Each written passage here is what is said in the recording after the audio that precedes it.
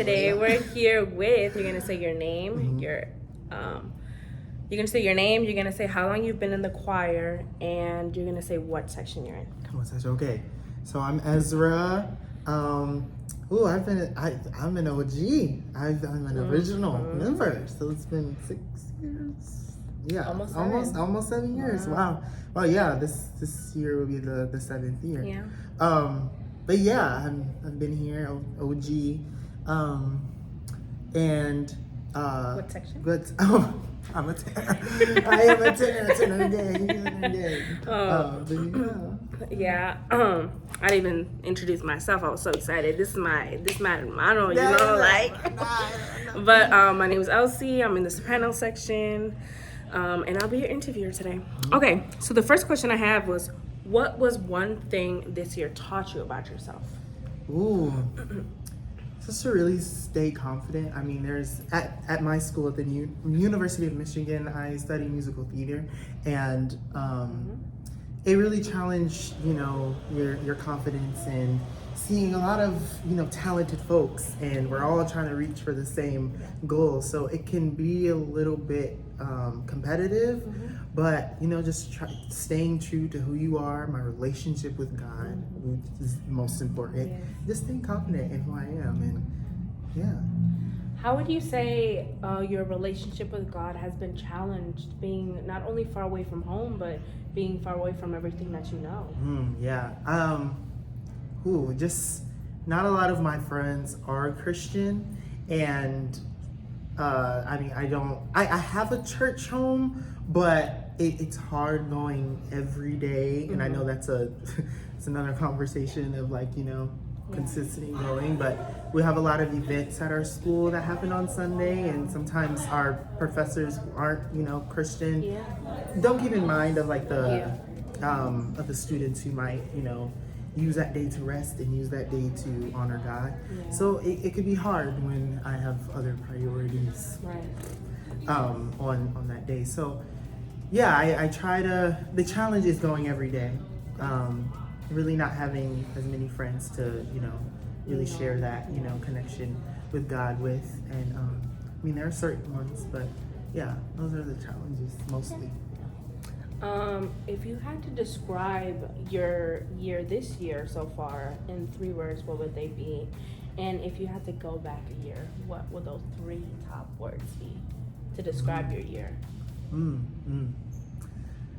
This year, I would say eye-opening. I know that's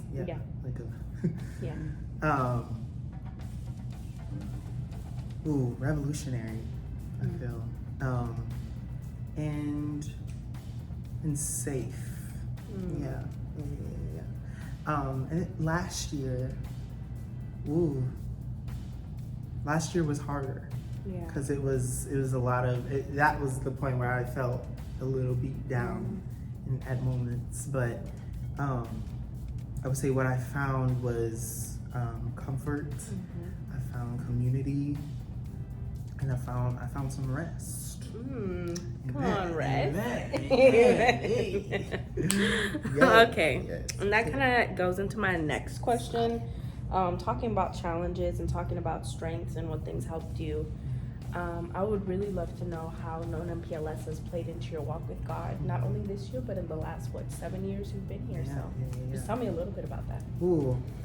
I'll always share this with Cortland. He has watched me grow up in church my entire life, and that before KNOWN, I was already a church kid and singing in choirs, and so that was easy, and I was already comforting being here. But I had to find my own relationship. It couldn't be from my parents. It couldn't be from the people at church around me. And it couldn't be really from Cortland.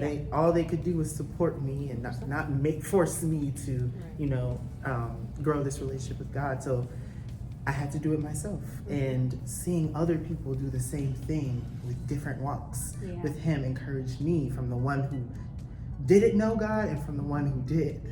So that was very, very eye-opening for me, and just amazing to see and to feel. So Yeah. Thank you so much. Claro. One more question. And that question is, what was something small that you're grateful for now that you didn't pay attention to before? Tan bueno. I know, right? Good question.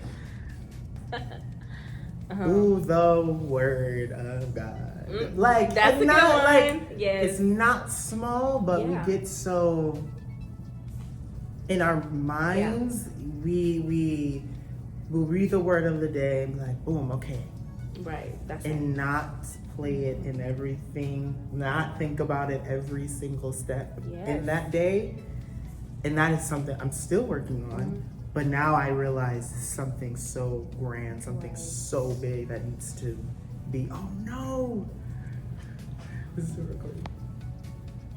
Yeah. Okay. Yeah, that's it's something so big, so grand that I need to play in my everyday life. Yes. So like just looking thinking at, about the fact that the Bible is like a real life testament, like this happened. Yes, like, and to apply it to your life, like yeah, I get that. Yeah, it's like I think about how like we read these textbooks of like history and everything, and how we're like, wow, I believe that happened, like it, because we weren't there, but we read these textbooks and we're like, boom, we did it, we did it in history, so I believe in this happened, blah blah blah blah. But we need to look at the Bible the same way because it has been scientifically proven that these things have happened. That Jesus was here, that he was like, so So I just taking the word and applying it to my everyday movement, like even applying it to like, this is something coming to my brain right now.